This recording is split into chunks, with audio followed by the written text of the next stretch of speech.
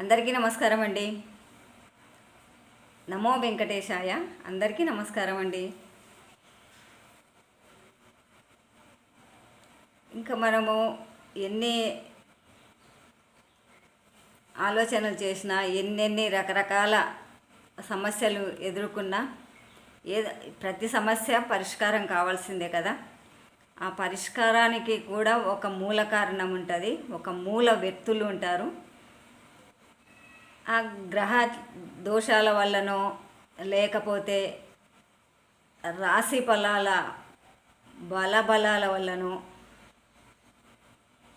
ఒక్కొక్కరి రాశిని బట్టి ఆ పరిస్థితులు కలుగుతుంటాయి. నిజంగానే ఒక్కొక్కసారి ఏంలే రాసులే కదా, నక్షత్రాలే కదా అని వదిలేస్తుంటాము. కానీ మనకు సమస్య ఎదురైనప్పుడే మనకు ఆ ఇబ్బంది అనేది మనకు యథార్థంగా కనిపిస్తుంటుంది. అందుకనే ఉట్టిగా చెప్పారండి బ్రాహ్మణులు, మీకు ఈ దోషాలు ఉన్నాయి, మీకు ఈ ప్రాబ్లం ఉంది, ఈ పూజ చేసుకుంటే బాగుంటుంది, ఈ నవగ్రహాల పూజను లేకపోతే ఇంకేదైనా పూజను, ఏదో కొంతమంది గణపతి హోమాలు ఇలాంటివి కొన్ని ఇంట్లో కానీ గుడిలో కానీ టెంపుల్లో కానీ జరుపుకుంటారు చూడండి. అలాగే శ్రీకాళహస్తిలో రాహుకేతువు పూజలు కూడా చేస్తుంటారు కదా. గ్రహబలాలు లేకపోతే అలా రాహుకేతువు పూజలు కూడా చేయించుకుంటుంటారు. అది రాహుకాలంలోనే చేయాలి ఆ పూజ. రాహుకేతువు పూజ రాహుకాలంలోనే చేయాలి.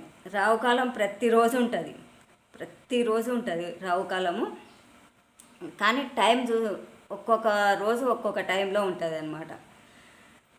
ఆ టైంకు అక్కడ శ్రీకాళహస్తికి వెళితే అక్కడ మనము లైన్లో నిలబడి టికెట్లు బుక్ చేసుకోవాలి. ముందు టికెట్ రాహుకేతు పూజ చేయించుకోవాలంటే టికెట్ ముందు లైన్లో నిలబడి టికెట్ తీసుకోవాలి. టికెట్ రేటు నేను ఒక 5-6 సంవత్సరాల క్రితం వెళ్ళినప్పుడు అండి 600 ఉన్నది మామూలు జనరల్గా. ఇంకా విఐపీల టికెట్లు అంటే ఇంకా మనం చెప్పలేము కానీ రేట్లు ఇప్పుడు రేటు పెంచారంట, మరి ఎంత రేటు ఉందో తెలీదు. అలా గ్రహ బలాలు సరిగా లేకపోతే, రాహు కేతువు మనకు అనుకూలించకపోతే ఇలాంటి పూజలు ఇలాంటివి చేయించుకుంటే కొద్దిగా బాగుంటుందని అనుకుంటాను. కొందరు నమ్మరండి, మీరు చెప్పేదంతా మూఢనమ్మకాలు అన్నట్టుగా కొట్టిపారేస్తారు. కానీ ఇలాంటి ఏదైనా సమస్య ఎదురైనప్పుడు మానసికంగా బాధపడ్డప్పుడు ఎవరైనా ఏదైనా చెప్పాలి, చెప్పించుకోవాలి, ఎవరైనా ఏదైనా సహాయం చేస్తారు అన్న మాటకు మనం ఎవరినైనా బ్రాహ్మణులను సంప్రదిస్తుంటాము. అప్పుడు వాళ్ళు మన గ్రహరీత్యా ఏదైనా ప్రాబ్లం ఉందా, ఏదైనా దోషం ఉందా అన్నదాన్ని బట్టి ఆ గ్రహ బలాలను చూసి, నక్షత్ర బలాలను చూసి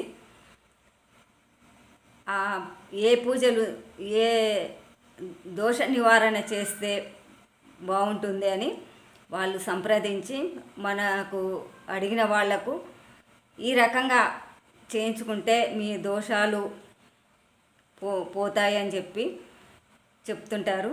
అలా ఉంటుందండి, గ్రహదోషం అనేది ఉంటుంది. మనకు ఇది ఏమంటారు, గ్రహణాలు అంటారు చూడండి. గ్రహణం, చంద్రగ్రహణము, సూర్యగ్రహణము అనేది ఆ సూర్యచంద్రులకే గ్రహణాలు ఉన్నాయి, తప్పలేదు. చూడండి, సంవత్సరానికి 2 వస్తాయి, 3 వస్తాయి, 4 వస్తాయి ఒక్కొక్కసారి గ్రహణాలు. సూర్యగ్రహణం కావచ్చు, చంద్రగ్రహణం కావచ్చు. అలా మనుషులకు కూడా మనకు తెలియని రాసులు, తెలియని నక్షత్రాలు పట్టి మనకు తెలియకుండానే ఆ గ్రహణము అనేది పీడిస్తుంటుంది. ఆ పీడించినప్పుడే మనము జ్యోతిష్యుల దగ్గరికి, ముఖ్యంగా మనకు మంచిగా తెలిసిన బ్రాహ్మణుల దగ్గరికి వెళ్ళాలండి. వాళ్ళకు బాగా అర్థమై ఉంటుంది నక్షత్ర బలాలు.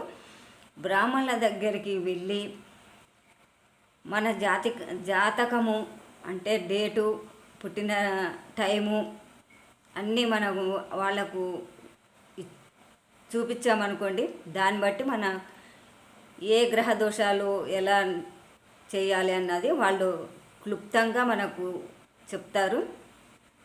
అలాగే ప్రతి విషయంలో మనకు ఏదైనా సరే అండి, ఇంట్లో ఆరోగ్యాలు బాగలేకపోయినా, ఏదైనా శని పట్టి పీడిస్తుంది అన్నప్పుడు ఇంకా మనకు తెలియదు, ఏదో మానసికంగా ఆలోచన చేస్తుంటాం, మానసికంగా బాధపడుతుంటాము, ఎన్నో నష్టపోతుంటాము, ఎన్నో వడుదుడుకులు ఎదుర్కొంటూ ఉంటాము. ఇలాంటివన్నీ మనకు తెలియదు.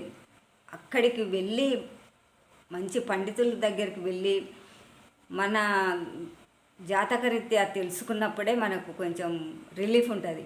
అందుకని మీకు ఏదో ఒక విధంగా మీకు చూపించుకోవాలనుకుంటే మీ ఇష్టం, అది బలవంతమేం లేదు. కానీ మనకు చెప్తున్నాం, మన జాతక పేరు బలాలు అంటారు చూడండి, అలా చెప్పినప్పుడు ఉగాది పంచాంగంలో మన గురించి రాసుల గురించి చెప్తూ ఉంటారు. అవి విన్నట్లే మనకు ఒక్కొక్కసారి శని ఈ రాశి ఈ నక్షత్రంలో ఉన్నాడు, ఈ రాశిలో ఉన్నాడని చెప్తుంటారు చూడండి, అప్పుడు కొంచెం ప్రాబ్లం ఉంటుంటుంది. మనకు తెలియదు అది, కానీ చూపించుకుంటే ఈ ప్రాబ్లం ఓకే అవుతుంటుంది. ఇంకా మనం నమ్మకూడదు ఇలాంటివన్నీ అనుకుంటే అది ఎవరిష్టం వాళ్ళదండి. మనము చేసే పద్ధతి మనము సనాతన ధర్మము అనే ఒకటి పాటించినప్పుడు మనకు ఇలాంటి నమ్మకాలు అనేది కూడా ఖచ్చితంగా ఉంటాయి. ఓకేనండి, మరొక వీడియోలో కలుసుకుందాము. నమస్కారం అండి.